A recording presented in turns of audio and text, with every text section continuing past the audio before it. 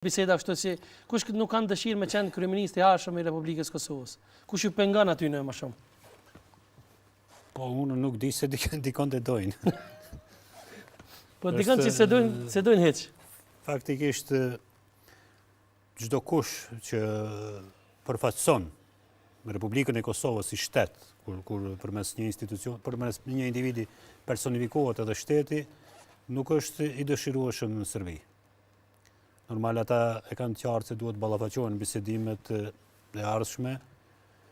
Dhe unë pavarësisht çfarë politike udhëheq këtu, nëse përcillen mediat, e sidomos shtypi verdh serb, akuza kanë për gjithë secilin lider partive politike shqiptare këtu në Kosovë. Pra, nuk mund të thuhet se kanë ndonjë të preferuar apo ndonjë më të urryer. Kryesisht ata nuk dëshirojnë të pranojnë individit si individit, politikanin si politikan, si përfaqësues i shtetit Kosovës.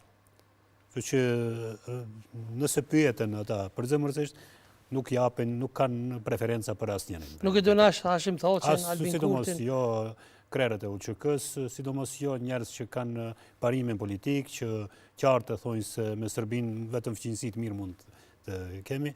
Respektivisht çdo përfaqësues të institucioneve të Kosovës i cili e përfaqëson shtetin e Kosovës është i papranueshëm për Serbinë. Na jena mënu sonte me bo pak ma